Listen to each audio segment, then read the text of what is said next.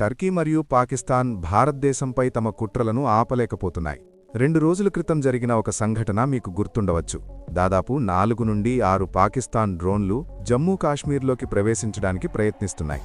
అయితే భారత సైన్యం మరియు వైమానిక రక్షణ వ్యవస్థలు కలిసి సరిహద్దుకు ముందే వాటిని కూల్చివేసి పాకిస్తాన్లో దింపాయి.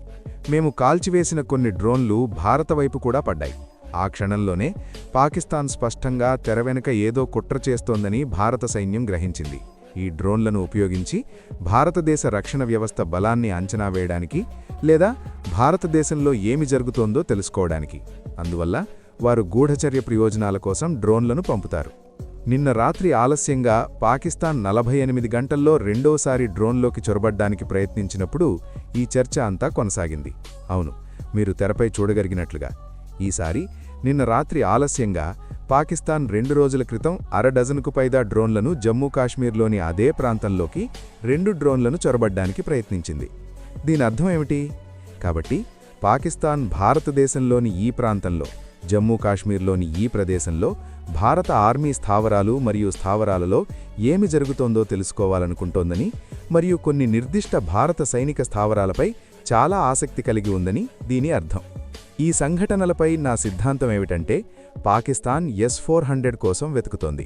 వాస్తవానికి ఆపరేషన్ సింధూర్ సమయంలో కూడా పాకిస్తాన్ DGSIR టీవీలో కనిపించినప్పుడల్లా వారు S-400 స్థానాన్ని గుర్తించడానికి భారతదేశంపై డ్రోన్లను ప్రయోగిస్తున్నారని మాత్రమే ప్రకటన చేశారు.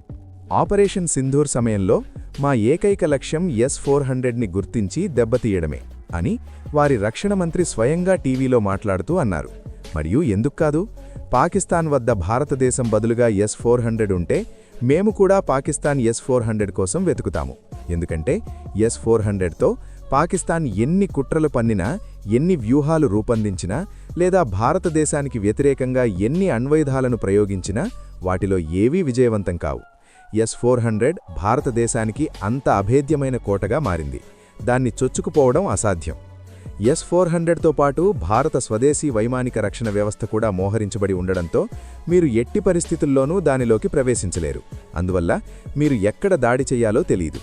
మీరు ఎక్కడ విజయం సాధిస్తారు? ఎందుకంటే మీకు ఎల్లప్పుడూ S-400 రక్షణ ఉంటుంది. మరియు భారతదేశం యొక్క మొత్తం రక్షణ S-400 చుట్టూ తిరుగుతోంది అని పాకిస్తాన్కు కూడా తెలుసు.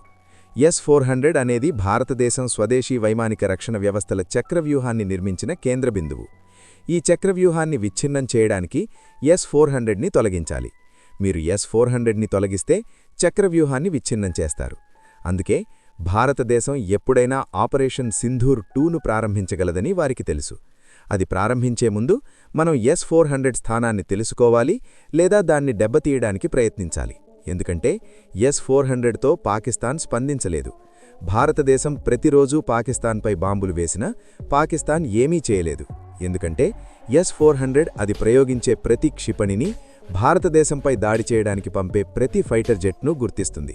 అందుకే నా సిద్ధాంతం ప్రకారం మీరు ప్రస్తుతం కాశ్మీర్లో చూస్తున్న డ్రోన్ కార్యకలాపాలు క్రమంగా భారతదేశం, పాకిస్తాన్ సరిహద్దు అంతటా కనిపిస్తాయి. ఎందుకంటే వారు S-400 ఎక్కడ ఉందో గుర్తించలేరు. వారికి S-400 ఒక దయ్యంగా మారింది. అది ఉనికిలో ఉందని అందరికీ తెలుసు, కానీ అది ఎక్కడ ఉందో ఎవరికీ తెలియదు. మరియు నా అభిప్రాయంలో ఇది మా అతిపెద్ద మాస్టర్ స్ట్రోక్. ఈ రోజు వరకు మేము కొనుగోలు చేసిన లేదా తయారు చేసిన ప్రతి ఆయుధాన్ని ఎక్కడ ప్రారంభిస్తున్నామో ప్రపంచానికి ఎల్లప్పుడూ చెప్పాం. వారు వాటిని ఎక్కడ మోహరించారు, మేము యుద్ధ విన్యాసాలు ఎక్కడ నిర్వహిస్తున్నాం, మేము సరియైన వీడియోలు తయారు చేసి ప్రపంచానికి చూపిస్తాం. కానీ S-400 విషయంలో మేము మినహాయింపుడు ఇచ్చాం. S-400 ఎక్కడ మోహరించబడి ఉందో కూడా వెల్లడించలేదు. దాని మొదటి చిత్రం 1 వారం క్రితం కనిపించింది. అది కూడా అస్పష్టమైన చిత్రం. అది S-400 అని కూడా స్పష్టంగా కనిపించదు. మరియు భారతదేశం వైపు నుండి ఈ గోప్యత చాలా ముఖ్యమైనది. ఎందుకంటే గుర్తుంచుకోండి, పాకిస్తాన్కు 2 బలమైన మిత్రాల్యాలు ఉన్నాయి, టర్కీ మరియు చైనా. మరియు 2 S-400ని కలిగి ఉన్నాయి. అటువంటి సమయంలో మనం వేరొక పని చేయాల్సి ఉంటుంది. ఎందుకంటే వారిద్దరూ ఖచ్చితంగా S-400 బలహీనతల గురించి పాకిస్తాన్కు ఇన్పుట్ అందిస్తారు. దాన్ని కూల్చివేయడానికి ఏ రకమైన డ్రోన్ను ఉపయోగించాలి, మనం ఏ క్షిపణిని ఉపయోగించాలి. అటువంటి సమయంలో ఈ మూడింటి కంటే S-400ను 2 అడుగులు ముందు ఉంచాలనుకుంటే గోప్యత కంటే శక్తివంతమైన ఆయుధం మరొకటి లేదు. ఎందుకంటే అవతలి పక్షానికి అది ఎక్కడ ఉందో తెలియకపోతే వారు దాన్ని ఎలా కూల్చివేస్తారు? మరియు టర్కీ మరియు చైనా కుట్రలు ఎలా విజయవంతమవుతాయి?